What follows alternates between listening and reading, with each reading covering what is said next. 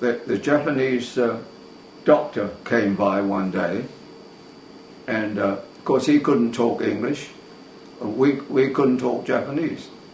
So anyway, I was lying in the bed and there was a fellow lying, we had dysentery beside me.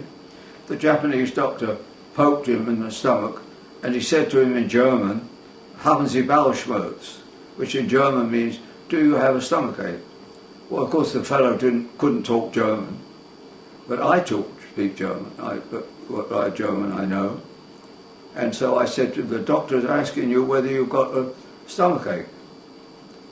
So the doctor said to me in German, "You speak German?" I said, "Yes, a little." And he said, "Okay, you stay here. You don't go out to work.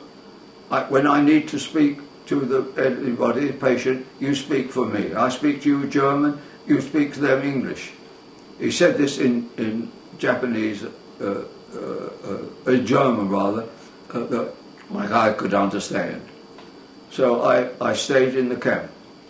Well, this hospital room was the only room that had any heat.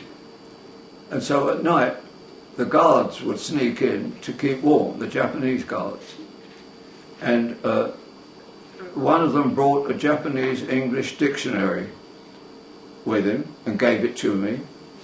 And well, of course, at night time there wasn't much to do. I was awake all night, so I started learning Japanese through this dictionary, and the guards would come in and I would talk to them.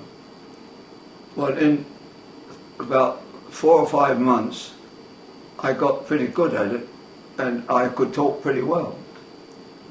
So the Japanese doctor that was in the camp, he said to me, "You don't go down the mine, you stay here and you speak for not only for the hospital but for anybody else, any of the officers that want to talk to them." He said, "And you talk every morning."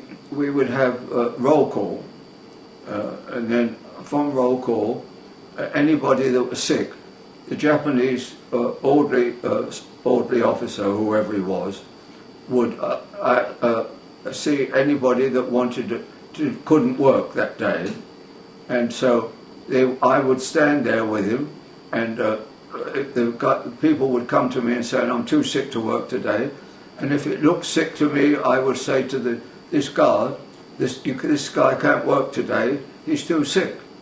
Well, if the guard was in a good mood, he'd let him go. But if he wasn't in a good mood, he couldn't hit the sick man, so he would hit me. So the morning was one sort of argument and beatings and everything every day. But after I was there a while, I got pretty used to it anyway, and he got pretty used to me, so it wasn't too bad. The thing is, I couldn't take too many off if I could, because we only got rations for the number of men that worked. So the more men you got off, the less food you had, because you had to spread it amongst all the men. So it was a question of, get some off, what seemed to be the worst.